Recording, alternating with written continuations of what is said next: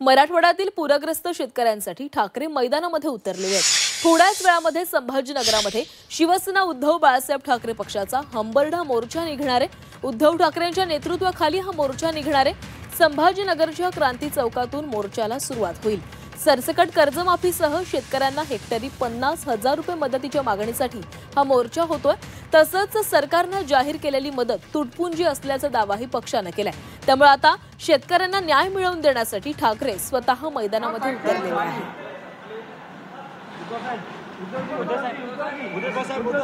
आणि या संदर्भात अधिक बोलूयात, आमचे प्रतिनिधी विशाल करोळे आपल्या सोबत आहेत। विशाल, आज संभाजीनगरमध्ये शिवसेना उद्धव बाळासाहेब ठाकरे पक्षाचा हा हंबरडा मोर्चा निघणार आहे। उद्धव ठाकरे देखील पोहोचलेले आहेत संभाजीनगरमध्ये। काय या ठिकाणी तयारी पाहायला मिळते?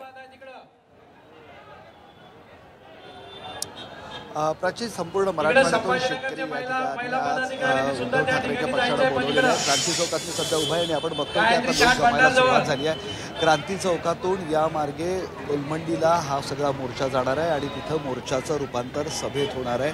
उद्धव ठाकरे यांच्या म्हणण्यानुसार, त्यांच्या पक्षानुसार मोठ्या प्रमाणात शेतकरी या मोर्चात सहभागी होतील असा त्यांचा दावा आहे। कारण सरकारने जी काही मदत केली आहे ती पूर्णतः कमी आहे। यातून शेतकऱ्यांना काहीही लाभ होणार नाही। कर्जमाफीचा एक मोठा प्रश्न आहे, तोही सोडवलेला नाही आहे। त्यामुळं शेतकऱ्यांच्या तोंडाला पानं पुसली असं सगळं त्यांचं म्हणणं आहे आणि त्यामुळं एका मोठ्या मोर्चाचं आवाहन उद्धव ठाकरे पक्षाकडनं आज करण्यात आलेलं आहे। त्या दृष्टीनं क्रांती चौकात आता कार्यकर्त्यांची गर्दी जमावायला लागलेली आहे। मराठवाड्यातील 8ही जिल्ह्यातनं लोक येत असल्याचं त्यांचं म्हणणं आहे आणि त्यासाठी इथं पूर्ण नियोजन करण्यात आलेलं आहे। काही कार्यकर्ते आपल्यासोबत आहेत, त्यांना आपण विचारूया काय त्यांचं म्हणणं आहे, काय त्यांच्या भूमिका आहे। महिलासुद्धा सहभागी झाल्या। ताई, काय तुमची भूमिका आहे सांगा मोर्चात? खरं तर आज छत्रपती संभाजीनगरमध्ये आमचे पक्षप्रमुख उद्धवजी ठाकरे साहेब आज त्यांच्या नेतृत्वात जो हंबरडा मोर्चा निघत आहे। खरं तर हा हंबरडा मोर्चा काढायला काही गरज नव्हती पाहिजेत, कारण हे सरकार जे आहे झोपेचं ढोंग करते। आज माझा शेतकरी राजा, आज बळीराजा जो त्रस्त आहे, त्याची जमीन वाहून गेली, त्यांचा माल वाहून गेला आहे, घरातले भांडे वाहून गेले, सगळा संसार उद्ध्वस्त झाला आहे। या खरं तर याच्यात हे बघितल्याच्या नंतर त्यांनी तातडीनं त्यांना मदत करायला पाहिजे होती।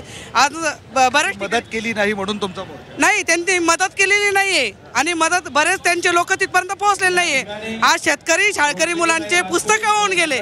आज खरं तर सरकार कमी पडलं असं तुमचं म्हणणं आहे। काय सांगाल, कुठून आले तुम्ही, काय म्हणणं? आम्ही कन्नड तालुका आवरळा गाव आहे आमचं। जसं काल पालकमंत्री बोलले की बा शेतकऱ्यांनी मोर्चा करू नये, काही करू नये। त्यांना हे विचारायचं आहे, आपल्या मुलासाठी आपण जर 68 कोटी रुपयाचा जर बंगला घेत असेल तर शेतकऱ्याला दिवाळी 68 रुपये सुद्धा दिवाळी होणार नाही, शेतकऱ्याची होणार नाही। काय म्हणणं मित्र सांग? खरं तर भारत हा कृषी प्रधान देश आहे, पण शेतकऱ्याची अवस्था ही दयनीय झाली आहे। जी आता मदत केली ती पुरेशी नाही, जी आता मदत केली ती तुटपुंजी मदत आहे। आणि शेतकऱ्याला जसं उद्धव साहेब ठाकरेंनी 2019 मध्ये पहिल्याच आपल्या कॅबिनेटमध्ये सरसकट कर्जमाफीची मागणी आहे तुमची, काय म्हणाल सांग? आज या ठिकाणी उद्धव ठाकरे साहेबांच्या नेतृत्वाखाली हा जो मोर्चा निघतो, हा मोर्चा बघून परवा सरकारने घाईघाईने पत्रकार परिषद घेतली, कॅबिनेट घेतली, मदत त्या ठिकाणी जाहीर केली। पण आमचं म्हणणं असं आहे की हेक्टरी 50,000 रुपये मदत पंजाब सरकार जर देऊ शकतं, त्यांना तर केंद्राची मदत पण नाहीये। तुमचं तर खालूनवर भाजपचं सरकार आहे। आमचं म्हणणं आहे 50,000 पर्यंत हेक्टरी मदत दिली पाहिजे।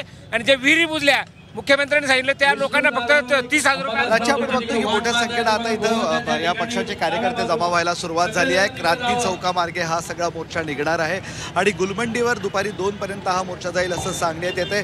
संभाजीनगर सह आजूबाजूचे बरेच शेतकरी आपण स्थिती पाहतोय। अनेक जण या मोर्चामध्ये सहभागी होण्यासाठी या ठिकाणी आलेले आहेत। उद्धव ठाकरे देखील या ठिकाणी पोहोचतील। या संपूर्ण मोर्चावर आपले लक्ष असणार आहे। तुर्तास धन्यवाद दिलेल्या माहितीसाठी।